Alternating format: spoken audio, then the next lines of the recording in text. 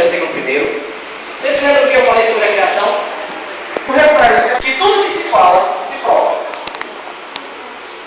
Porque se eu chegar aqui e começar a dizer coisas parecidas com a verdade, como por exemplo, irmã, não vou usar minha irmã porque isso não vai dar certo, depois eu vou sofrer, tá certo? Isso não vai ser legal. Digamos o Michael Jackson.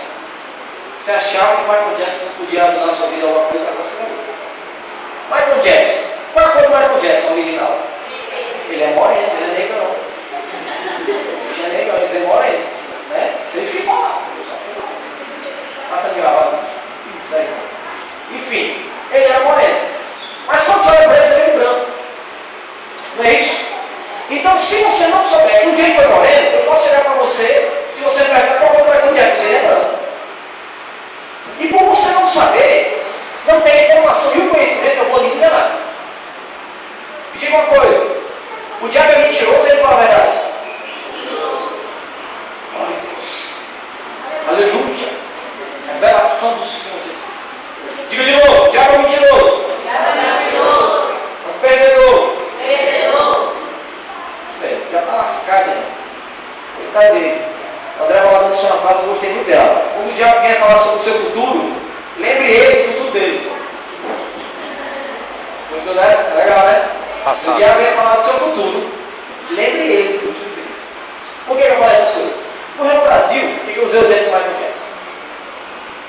A verdade vai te libertar, não vai? Quem é a verdade? Jesus. Mas como é Jesus? Que assunto ele tinha? O que ele realmente quis dizer quando ele disse aquilo? Essas coisas vão te provar por A mais B que campanha eleitoral é terrível e acaba com tudo. Vai te provar isso. Um dia você vai entender por quê. Tá certo? Hoje não, depois disso. Tá certo? Então, no Reino Brasil a gente sempre vai estar trabalhando com versículos. Eu vou provar por A mais B que o John é o Filho de Deus, é crente, sacerdote real. Por quê? É a Bíblia diz. E não porque eu acho gente boa. Não tem sentido nenhum isso. Tá certo? Nem porque é um costume pentecostal, ou não pentecostal, ou pentecostal em dúvida, ou não pentecostal querendo virar, ou qualquer outra coisa, não, falou, porque seu pastor falou. Não. O mesmo seu pastor vão pregar aquilo que a palavra fala. Amém? Você crê nisso? Eu digo glória a Deus. Glória a Deus. Glória a Deus. Salmo 148, a partir do versículo 1. Aleluia. Isso não foi eu, sou eu, viu?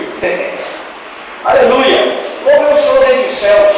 Louvem nas alturas. Louvem todos os seus anjos. Louvem todos os exércitos celestiais.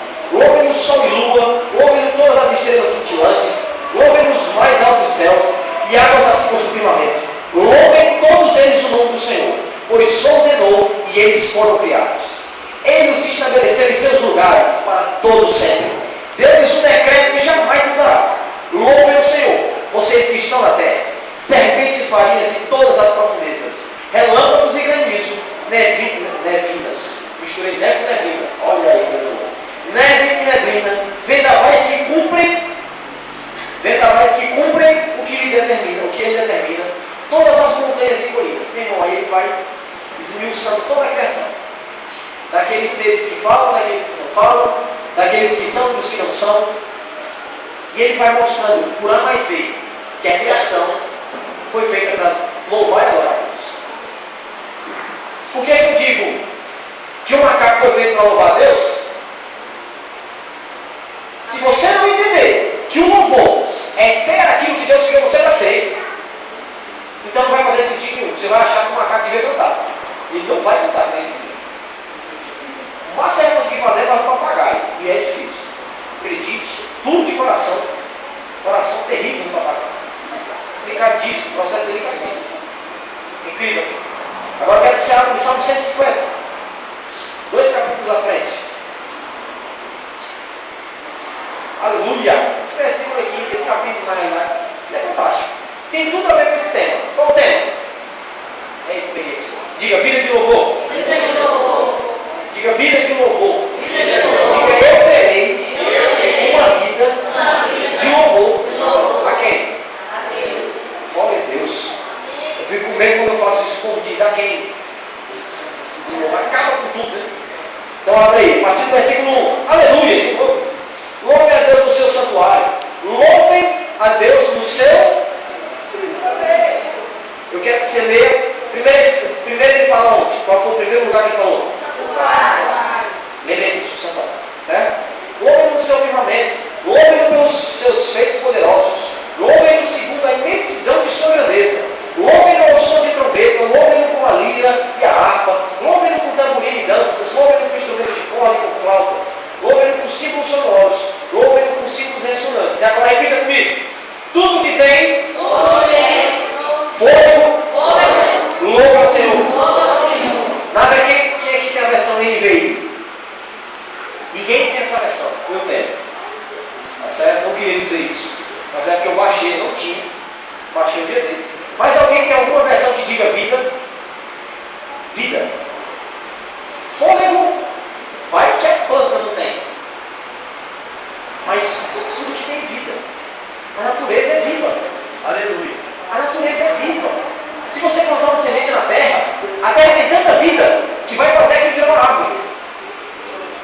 Aquilo que Deus criou e não foi mudado, tem tanta vida que tem a capacidade de gerar mais vida. Vira para a pessoa que está do seu lado. Diga, você foi criado para gerar vida. Diga amém, aleluia. Amém. Esse é o motivo da criação. Amém? Concentra aqui em mim. Glória a Deus, glória a Deus, glória a Deus. Ficou claro isso para você? Amém. Ficou claro que as coisas que a gente faz são louvor? Amém. Ficou, não ficou? Amém. Então se eu começar a me aprofundar aqui e doer mais um pouquinho, não tem problema. Não. Só ela que gosta. Alguém notou? Diga amém, irmão. Vou gastar. Diga amém.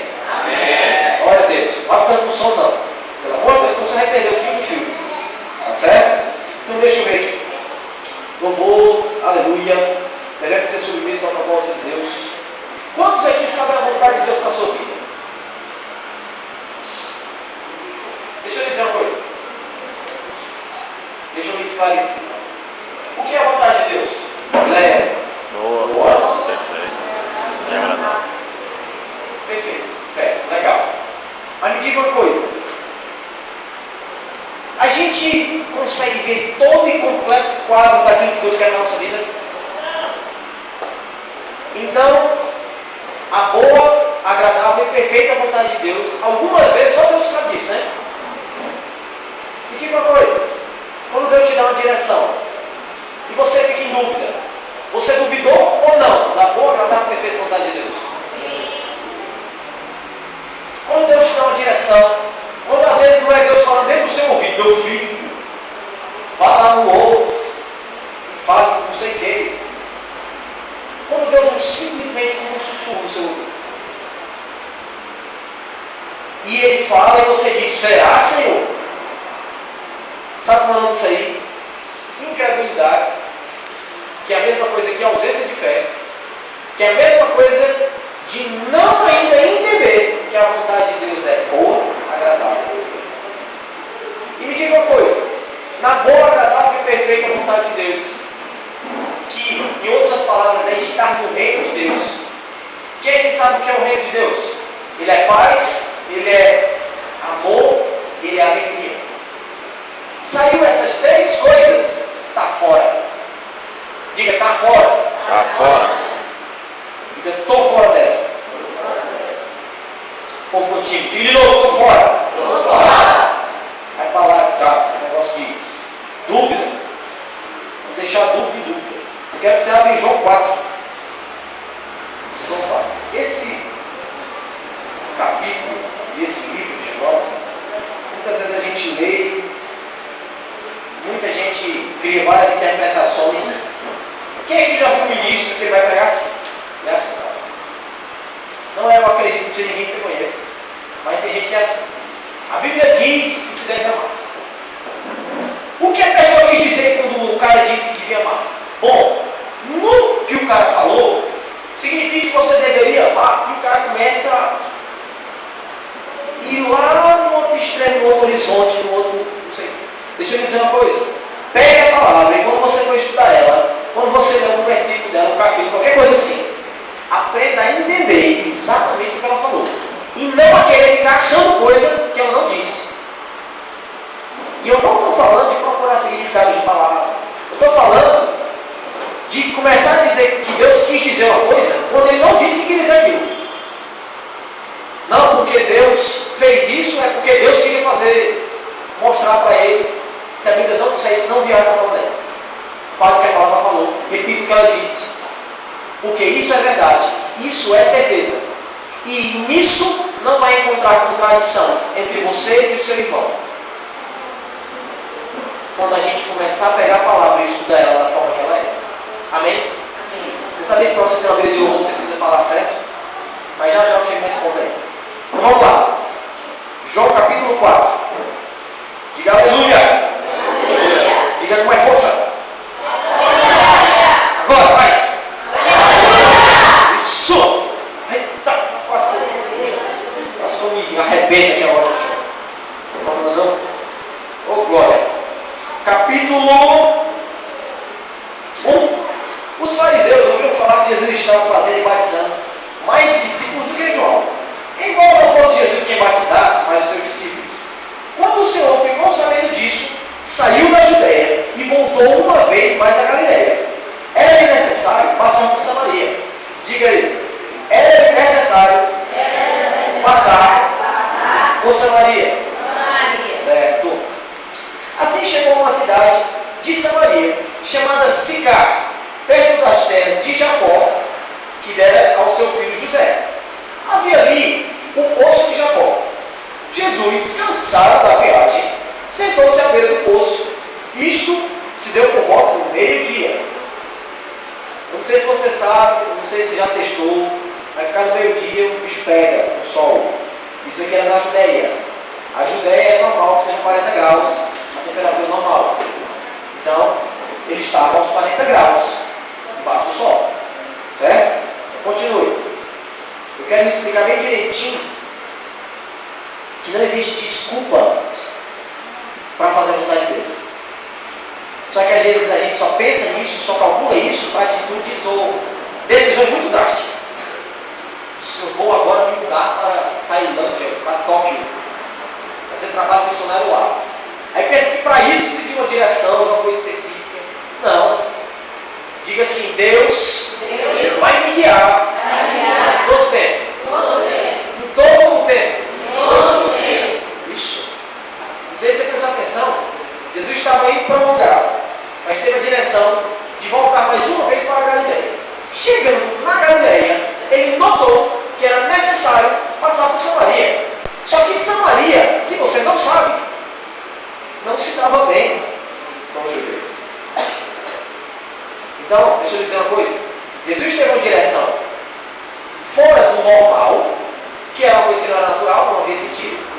Judeu prega para judeu. Jesus já tinha quebrado o padrão aí.